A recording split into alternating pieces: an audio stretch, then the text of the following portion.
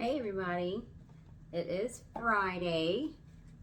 So happy to be here. I spent some time yesterday catching up on other things, making sure all of my ducks are in a row. And yeah, my husband came home yesterday. I do love him. So yeah, gonna get some cards shuffled up, get some energy moving. My kids come home today. They spend every other week with me. And I try to not think about it when they're gone. But so when they come home, it's just exciting. And I'm going to a wig party tonight. That'll be fun. I'd show you my wig, but I'm not quite that brave yet. So I hope you guys are enjoying these videos. I hope that they are beneficial to you. And let's get some cards going.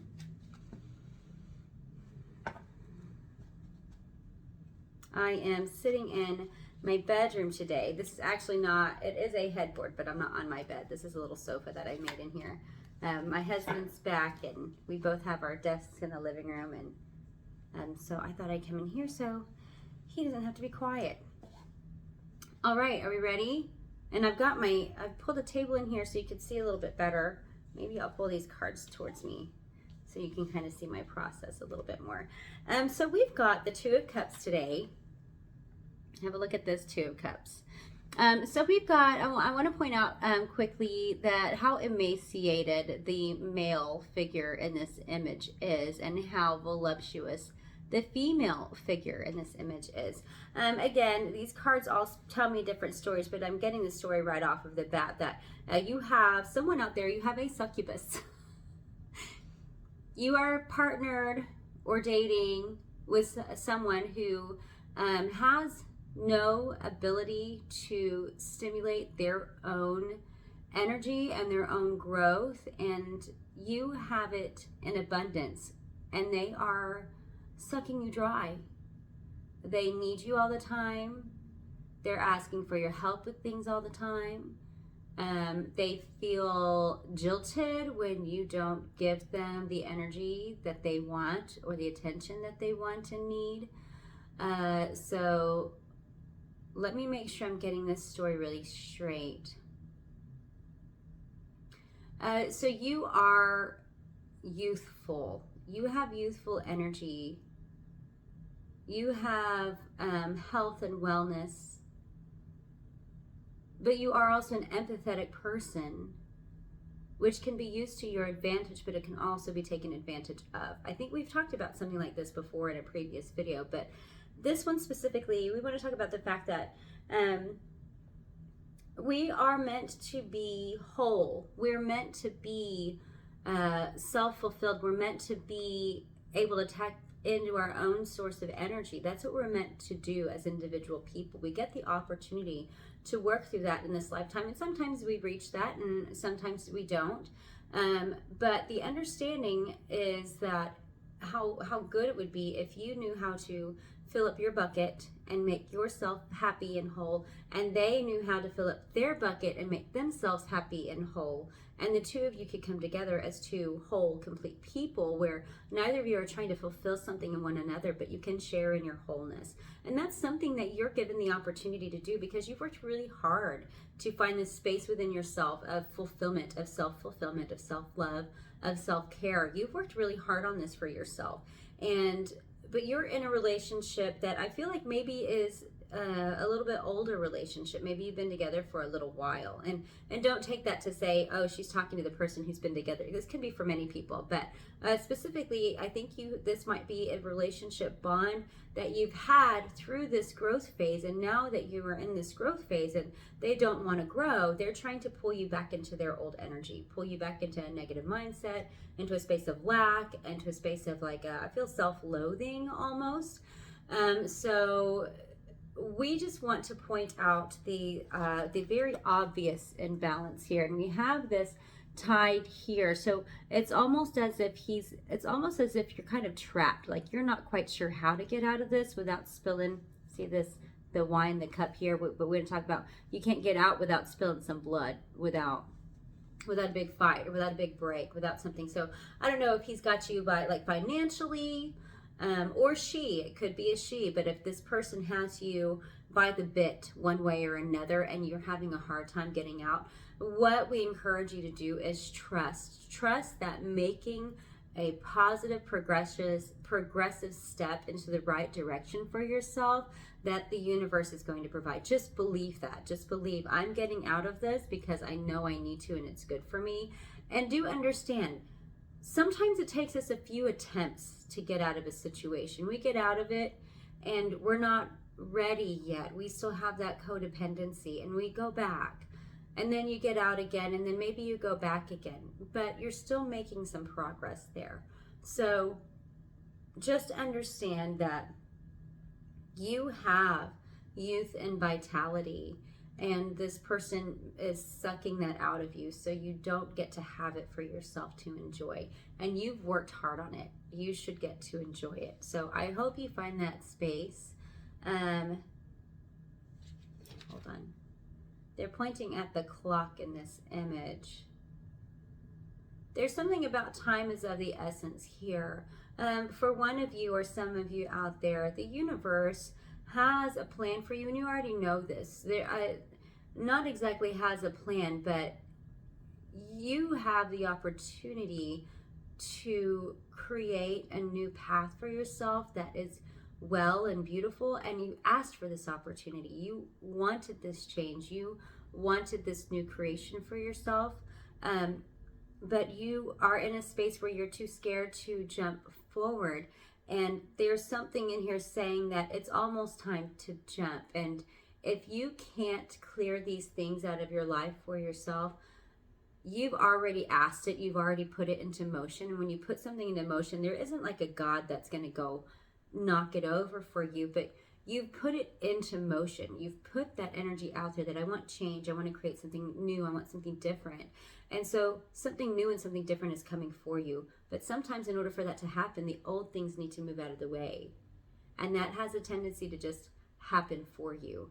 So if you aren't capable of making this change on your own, and this person is moved out of your life in one way or another, just understand how that's beneficial to you when it happens. Okay? So we have this in reverse, 3 of Wands in reverse. Have a look. I feel like maybe we've had this card before. What we're wanting to talk about here, we have someone who is spending a lot of time worrying about some projects of theirs, either some projects or some children. I feel like it's a twofold meaning. So you are in the process of raising or nurturing or creating a few things, and there's some stress here. Like you've got one breast in and one breast out.